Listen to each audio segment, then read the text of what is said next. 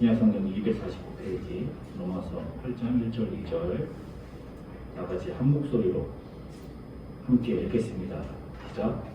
그러므로 이제 그리스도 예수 안에 있는 자에게는 결코 정죄함이 없나니 이는 그리스도 예수 안에 있는 생명의 성령의 법이 죄와 사망의 법에서 너를 해방하였음이라. 아멘.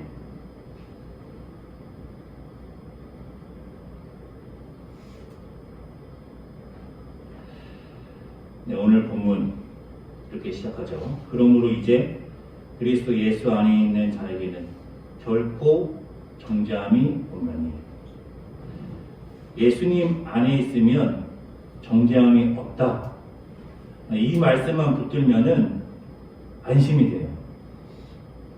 그런데 지난 시간에 나누었는데 로마서 7장 21절 나더러 주여 주여 하는 자마다 다 천국에 들어갈 것이 아니 다만 하늘에 계신 내 아버지의 뜻대로 행하는 자라야 들어가리라. 이 말씀 때문에 마음이 어려운 것이죠. 그날에 많은 사람이 나더러 이르되 주여 주여 우리가 주의 이름으로 선지자 노릇하며 주의 이름으로 귀신을 쫓아내며 주의 이름으로 많은 권능을 행하지 아니하였나이까 하니. 주의 이름으로 선지자 노릇했다. 저는 이 말이 주의 이름으로 목사 노릇했다. 주의 이름으로 귀신도 쫓아내고 주의 이름으로 많은 권능을 행했다. 저에게 마태복음 7장 22절의 말씀은 굉장히 능력 있는 목사님의 고백인 거예요. 그러면 이렇게 고백하는 목사님에게 주님께서 칭찬해 주셔야 될 것 같은데 뭐라고 하시느냐? 그때 내가 그들에게 밝히 말하되 내가 너희를 도무지 알지 못하니 불법을 행하는 자들아 내게서 떠나가라 하리라. 제가 걱정되는 게 이런 겁니다.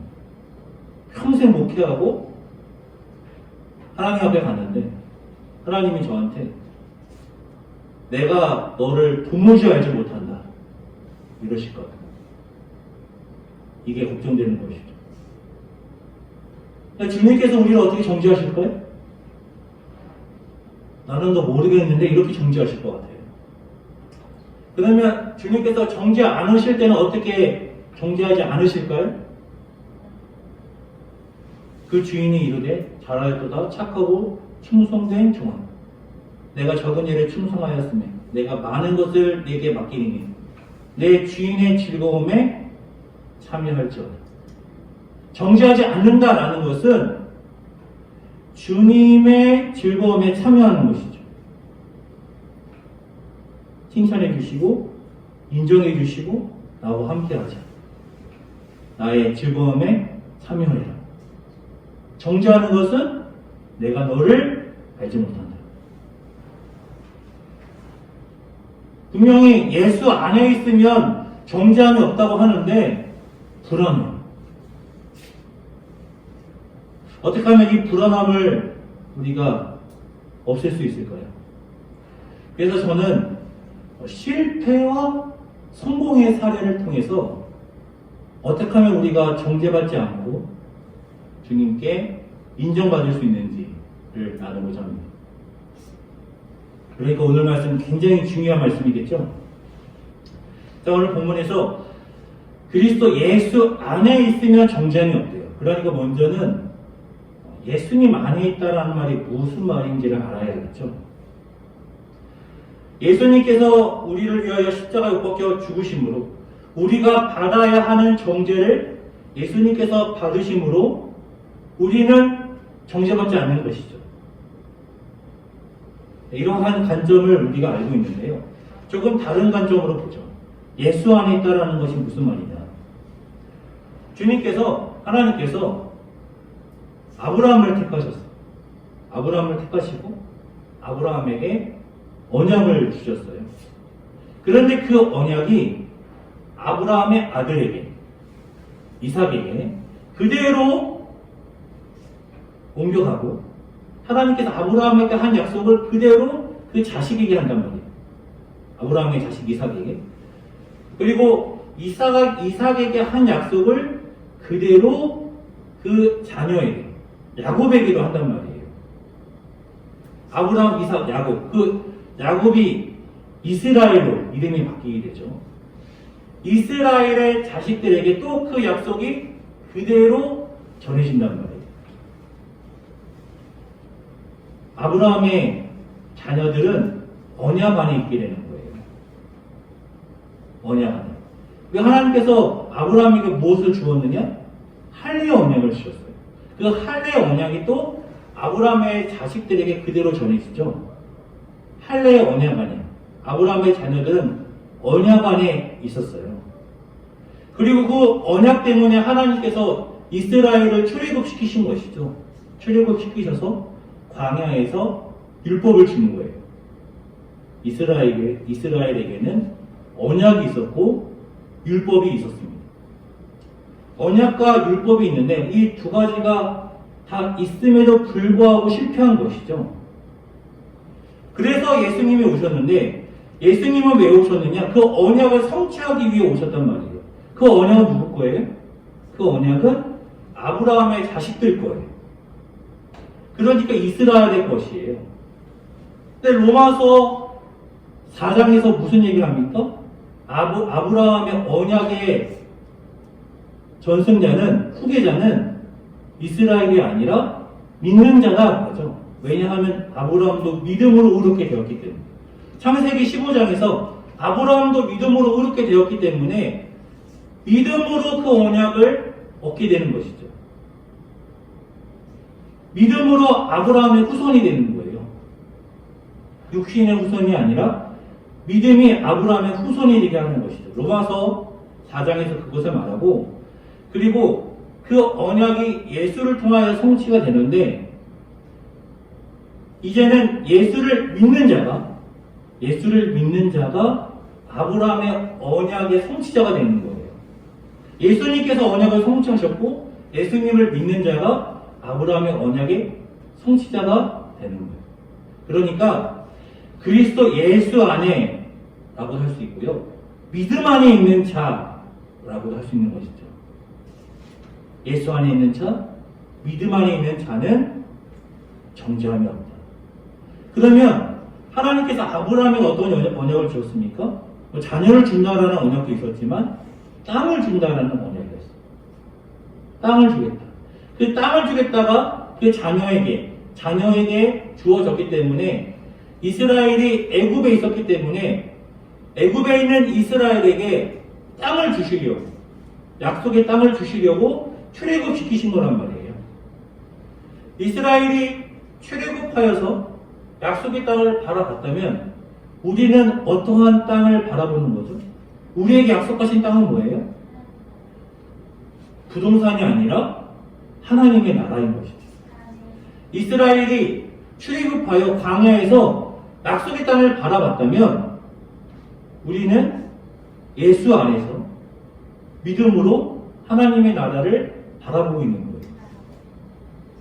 거예요. 자, 그러면 예수 안에 있다라는 거 짚어봤으니까요. 실패의 사례 몇 가지 생각해보죠. 첫 번째 실패의 사례, 정죄의 사례. 누가 있느냐? 아담이 있습니다. 아담. 하나님께서 아담에게 율법을 주셨어요. 선과 악을 알게 하는 나무의 실과를 먹지 마라. 그럼 네가 죽는다. 그 전에는 하나님 안에서 에덴 동산에 있는 모든 것을 다 누리고 있었는데 부족함이 없잖아요. 부족함이 없는데 어느 날 탐심이 들어와서 저걸 먹으면 어떻게 될 것 같다라는 그런 탐심이 들어와서 그것 때문에 그것을 먹게 되었어요. 그것으로 아담이 정죄를 받았어요. 왜 실패하였습니까? 왜 실패하였어요? 어느 날 탐심이 들어와서 선악을 알게 하는 나무의 실과가 먹고 싶은 거예요. 탐욕이 되는 거예요. 그리고 손을 뻗으면 닿거든요. 그것이 에덴 동산 중앙에 있어요. 가장 잘 보이는 곳에 있어요. 가장 잘 보이는 곳에 있으니까 뻗으면 손에 닿는 거예요. 자, 정죄의 사례. 아담은 실패했어요. 탐심 때문에. 자, 두 번째 실패의 사례를 한번 생각해보죠. 이스라엘이 언약 때문에 하나님께서 출애굽시키셨어요. 광야에서 하나님의 나라를, 약속의 땅을, 가나안 땅을 바라보게 했어요. 가나안 땅으로 가고 있는데 불평을 하는 거예요. 왜 불평을 합니까? 광야를 걷는 게 보통 일이 아니었겠죠. 제가 그 광야를 가봤지 않습니까? 광야를 가서 보니까요, 이스라엘이 불평할 만 하더라고요. 사람 걸을 데가 안 돼요. 사람 걸을 데가 안 되는 그곳을 걷게 하시니까 불평할 수 있겠죠. 불평할 수 있는데요, 이스라엘이 한 불평은요, 힘들다 이 정도가 아니에요. 만일 우리가 힘들면 어떻게 해야 되겠습니까? 하나님께 간구하면 됩니다. 믿음으로 간구하면 돼요. 이스라엘은 출애굽을 경험하였어요. 방금 전에 출애굽을 경험하였어요. 물이 없는 곳에서 물이 막 솟구쳐 오르는 것도 봤어요. 그래서 계속해서 불평하잖아요. 하나님의 능력을 경험하여도 불평을 해요. 그 불평이요, 어떤 불평이냐면 두렵고 떨리는 마음으로 하나님을 의지하면서 간구하는 불평이 아니에요. 불신의 불평이에요. 방금 전에 살아계신 하나님을 경험했는데 그 경험을 잊어버리고 불평하는 거예요. 불신하는 불평을 하는 거예요. 불평하다가 이제 약속의 땅이 눈앞인데 약속의 땅을 보니까 거기에 사는 사람들이 강해 보여요. 아, 들어가면 다 죽는구나. 그래서 또 불평하죠. 어떤 불평을 합니까? 불신하는 불평을 하는 거예요. 사실 마음 한편으로는요, 아담도 이해가 되고 이스라엘도 이해가 됩니다. 여러분이 아담이었으면 선악을 알게 하는 나무의 실과 안 드셨을 것 같으세요? 끝까지 안 드셨을 것 같으세요? 아담은 넘어가죠. 여러분이 이스라엘이었으면 그 광야를 계속 걷게 하는 거예요. 뭐 잠을 편하게 자나요? 걷는 건 얼마나 힘들겠어요. 근데 그 광야를 계속 걷게 하시는데 여러분은 불평하지 않으셨겠어요? 왜 그렇게 불평할까 싶다가도 한편으로는 내가 거기에 있었으면 나도 불평했겠지 싶단 말이에요. 그리고 약속의 땅에 도착을 해서 이제 들어가면 되는데 인간적으로 보니까 너무 세 보이는 거야. 싸우면 100% 질 것 같아. 그러면 불평 안 하시겠어요? 그냥 차이가 나는데, 현실적으로 눈에 보이는데, 우리도 지잖아요. 아담까지 갈 것도 없고요. 이스라엘에게까지 갈 것도 없어요. 우리도 지고 있잖아요. 왜 집니까? 눈에 붙잡히는 것들 때문에 지는 거예요.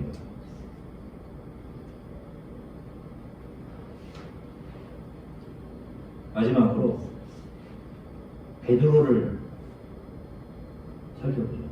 베드로는 예수님께 선택받은 예수님의 제자고요. 제자 중에서도 수제자입니다. 그런데 베드로가 예수님을 열심히 따르는데 따른 이유가 있어요. 왜 따랐느냐? 예수님이 왕이 될 줄 알았어요. 예수님이 왕이 되면 자기는 한 자리 할 줄 알았던 것이죠. 게다가 수제자니까 예수님께서 왕이 되면 나에게 뭐 한 자리 주겠지.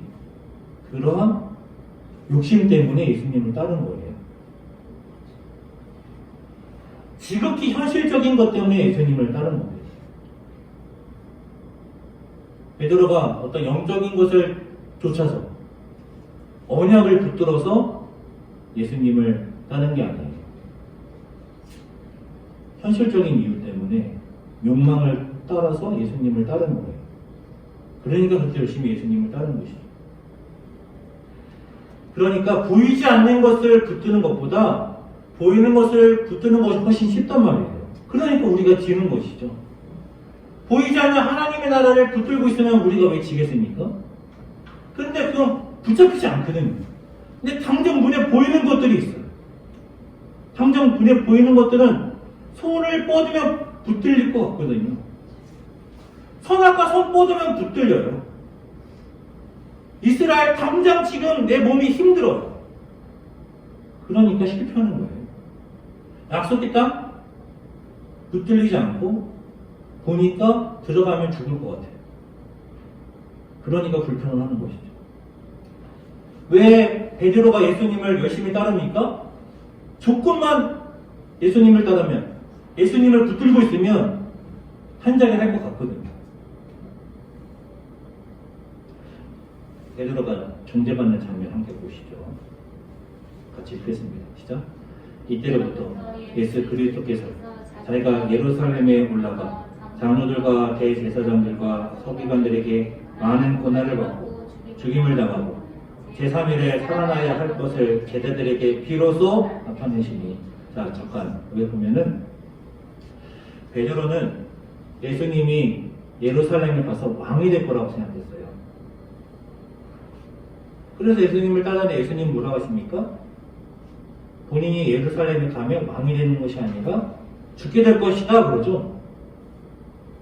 자, 그러니까 베드로가 뭐라고 하느냐? 같이 읽죠. 시작. 베드로가 예수를 붙들고 항변하여 이르되 주여 그리 마옵소서. 이 일이 결코 죽게 미치지 아니하리이다. 예수님은 죽으시면 안 된다는 것이죠. 왜냐하면 예수님이 죽으면 예수님을 따랐던 게 헛수고가 되잖아요. 내가 왜 그 고생하다면 예수님을 따라다니는데. 예수님 죽으시면 안 돼요. 그렇게 말하는 것이죠. 예수님께서 뭐라고 하시느냐. 시작. 예수께서 돌이키시며 베드로에게 이르시되 사탄아 내 뒤로 물러가라. 너는 나를 넘어지게 하는 자로다. 내가 하나님의 일을 생각하지 아니하고 도리어 사람의 일을 생각하는도다 하시고. 하나님께서 우리를 정죄할 때 어떻게 정죄할 것 같아요? 정죄하실까? 난 뭐 모르겠는데 이렇게 정죄하실 것 같다라고 했는데요. 베드로는 뭐라고 정죄하느냐? 사탄아!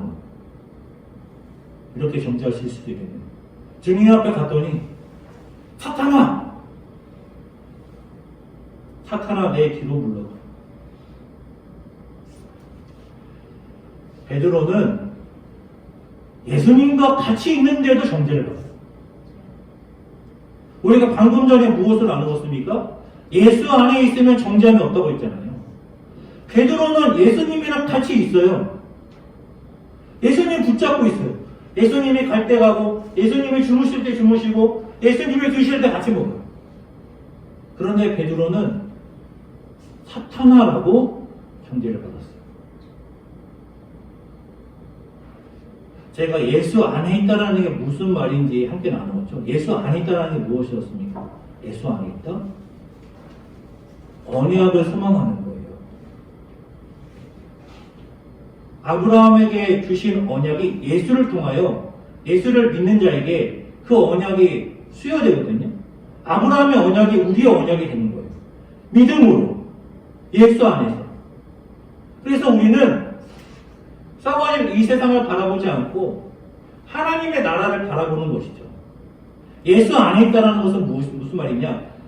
믿음 안에 있다는 것은 무슨 말이냐? 하나님의 나라를 바라보는 거예요.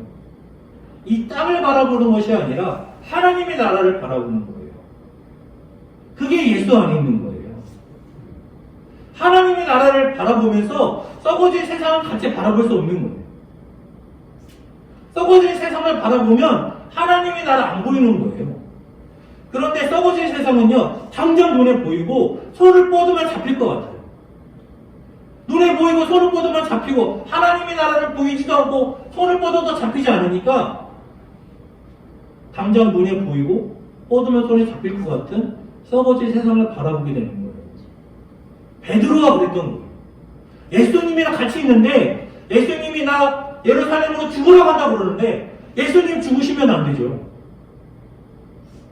예수님은 왕이 되시고 저는 한 자리 해야 되는데 이 썩어질 세상에서 명예를, 부를 내가 옮겨줘야 되는데. 지금 예루살렘으로 가는 길에 가면 잡힐 것 같았는데. 성공이, 권력이, 부와 명예가 잡힐 것 같았는데. 예수님이 죽으신다고 하니까.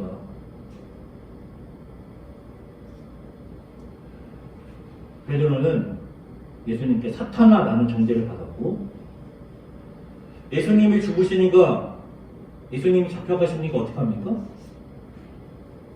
예수님을 3번 부인합니다.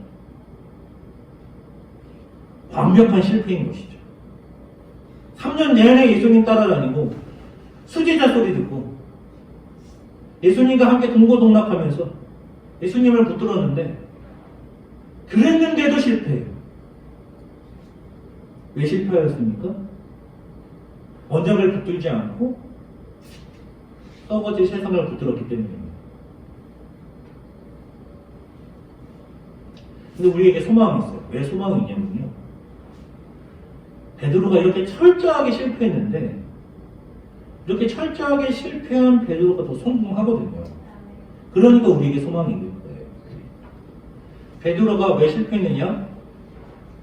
예수님이 왕이 될 줄 알았고 본인이 썩어질 세상에서 한 자리 할 줄 알았는데 예수님이 잡혀가니까 나도 같이 죽는구나 싶으니까 부인하는 것이죠. 근데 베드로가요,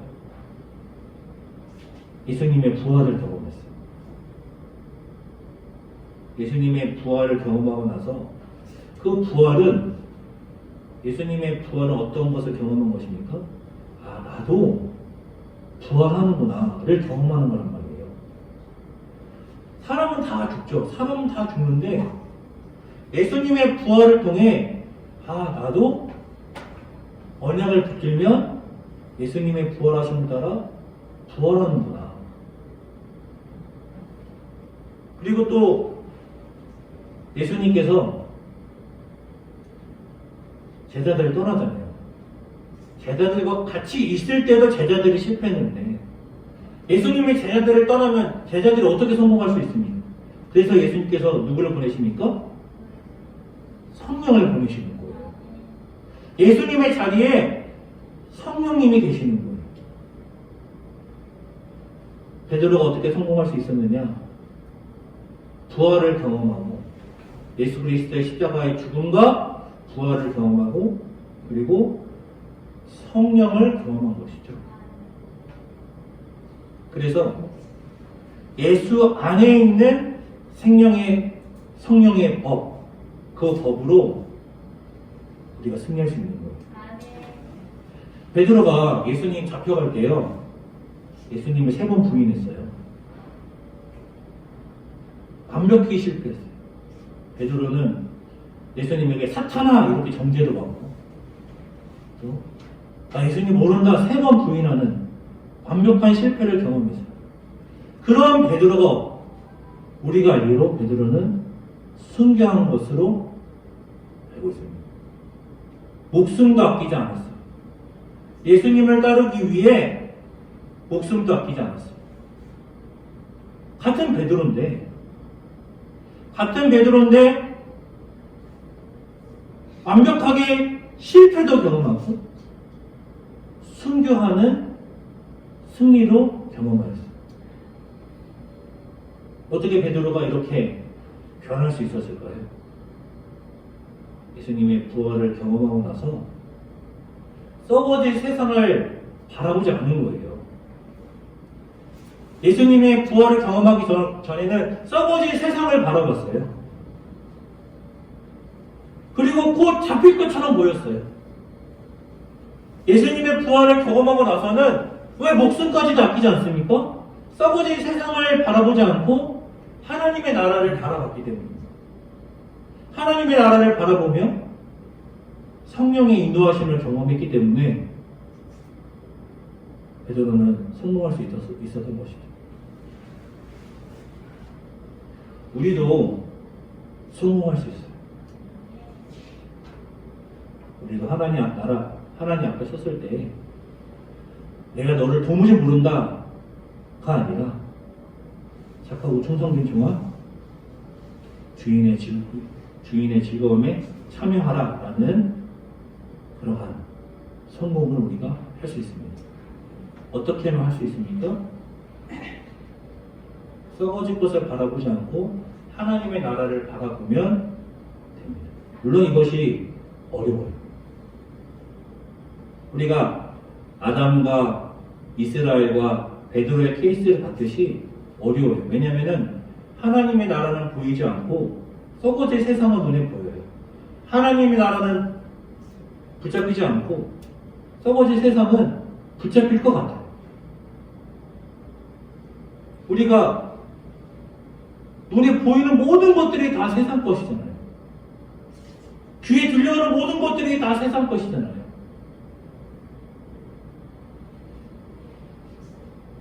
누구나 다 세상 것을 보면 마음이 흔들리죠.